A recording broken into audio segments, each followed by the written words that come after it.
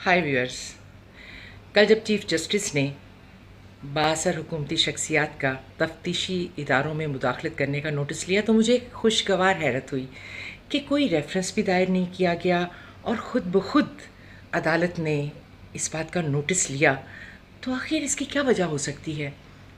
क्योंकि अदालत ने जब रात को 12 बजे इनके हक़ में फ़ैसला सुनाया था और सो मोटो लिया था, तो उस वक्त क्या उन्हें मालूम नहीं था कि ये लोग कितने करप्ट हैं, इन पर कितने बड़े बड़े केसेस चल रहे हैं और बहुत से करप्शन के केसेस इन पर साबित भी हो चुके हैं।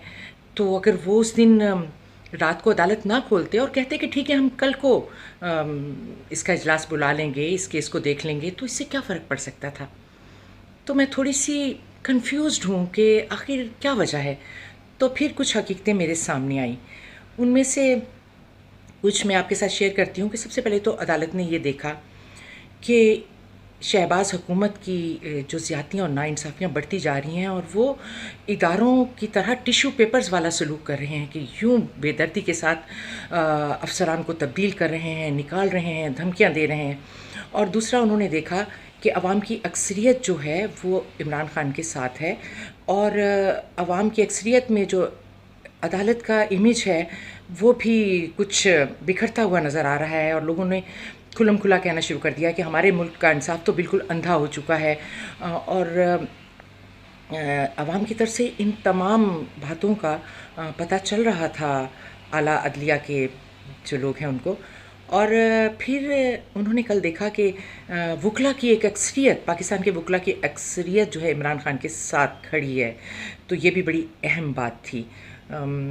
और ये तमाम बातें ज़ाहिर है किसी भी इंसान को नज़र आ रही होती हैं। और जब चीफ जस्टिस साहब ने देखा कि उनका इमेज भी आवाम में जो है वो बहुत ख़राब हो रहा है, तो उन्होंने सोचा कि नहीं भाई, इंसाफ होना चाहिए वरना तो हमारे इदारे बदनाम होकर रह जाएंगे। चुनाचे उन्होंने आज खुद नोटिस लिया इस तमाम ज़्यादती का कि जो शहबाज हुकूमत कर रही थी इदारों के ख़िलाफ़, वो तमाम इदारे FIA के, नैब के इदारे जिनमें वो मुदाखलत कर रही थी और अपने केस ख़त्म कराने की वो कोशिश कर रहे थे। तो मैं समझती हूँ कि देर आए दुरुस्त आए।